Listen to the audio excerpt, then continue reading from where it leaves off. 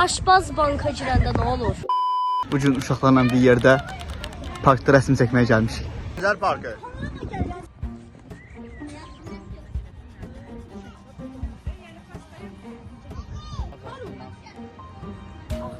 Hayran var göstər. Bunu belədir, gördün?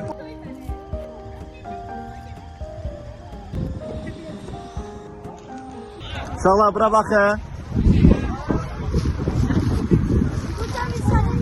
Hamısı olan versin, hamısı olan versin.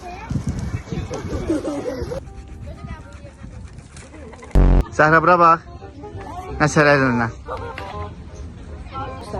Həbib. Bir də göstər. Də. Çəkin. Aysu. Sən də. Mən də əlindim. Mən Görməyə bilən. Necə ildir o? Belə? göstərdim mən. Hə. Səhv göstərdim. Yo, yaxşı. Mən səhv göstərdim. Belə.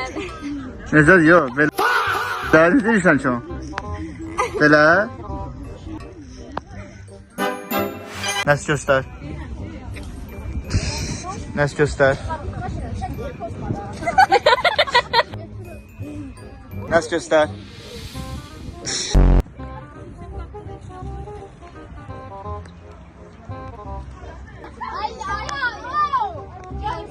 Dili olan şey çəkəcəkdim çox kötü. O biri çəkdiri göstər.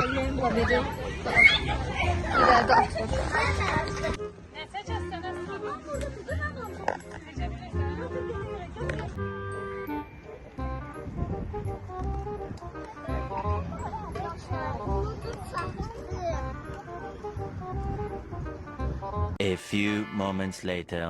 Uşağın başına oynatırlar. Ama kışkırmadan. Ad oldu şu resme gelipler bunlar.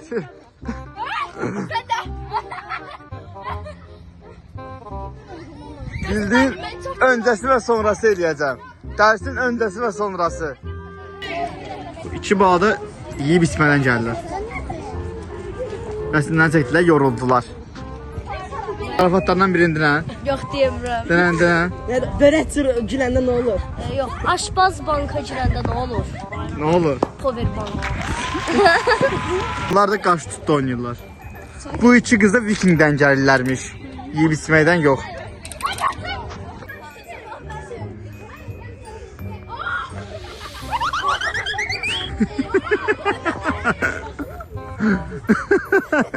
Bunlar burada uşaqla dalaşırlar. Burada iki dənə ağıllı bala rəsm çəkir.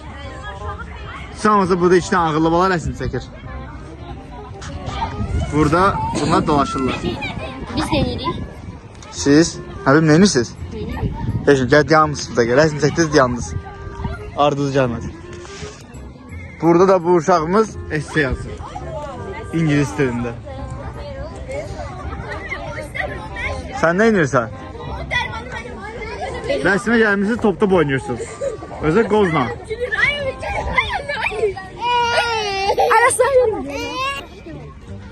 Evdə çalışacağım yarısını. Bilirsən də bu xətdən silmək lazımdır. Onları silərsən düzəldərsən. Allah, ağıllı balası. Amma da siz rəsm çəkirsiniz. El sallasın. Uşaqlar. Çönün el sallayın. El sallayın.